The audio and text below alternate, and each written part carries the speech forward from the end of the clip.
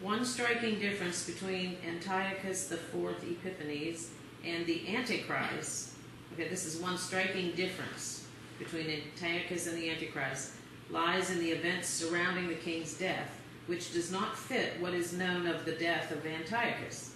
He met his end during a relatively minor campaign against Persia in 164 BC, not between the sea and Jerusalem after a grand and successful assault on Egypt.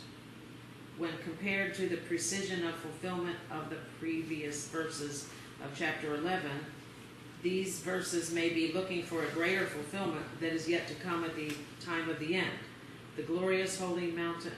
This is the Temple Mount in Jerusalem, which perhaps here should be connected to the fall of Antichrist in the Battle of Armageddon in Revelation 16. Now, I'll just quickly read the verses in question here. So this is Daniel 11, 40 to 45, which most of scholarship admits what the ESV Study Bible here admits, that it must be in fulfillment of something future.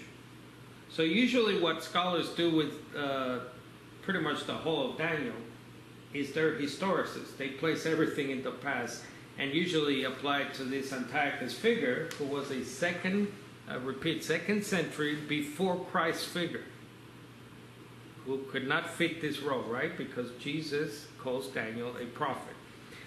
At the time of the end, this is Daniel just quickly, 11:40. At the time of the end, the king of the south will attack him. Now, this is usually understood as the king of the north, who is this Antichrist figure. Then the king of the north will storm against the king of the south, etc. He will invade lands, passing through them like a overflowing river. That is a metaphor, like his end coming like a flood. So he will be like an overflowing river. 41, then he will enter the beautiful land. Now the beautiful land, as we know, is the promised land, right? Israel or Palestine at that. Many will fall, this will escape, but some will escape, and then he names who will escape. 42, he, this Antichrist figure, the king of the north, will extend his power against other lands. The land of Egypt will not escape. He, the Antichrist figure, will have control over fortunes and peoples, and they will submit to him. 44, but reports will trouble the king of the north from the east and the north, and he will set out in a tremendous rage to destroy and wipe out many. He, this king of the north, will pitch his royal tents between the seas.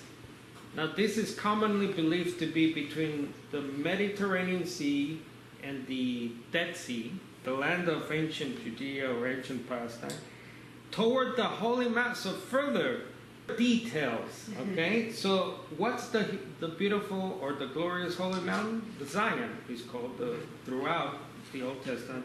He will come to his end. This is the same as what happened in, was it 927, like a flood? He will come to his end and no one will help him. Suffice it to say that Jesus calls Daniel a prophet, and no figure before Christ, BC times, can fit that role.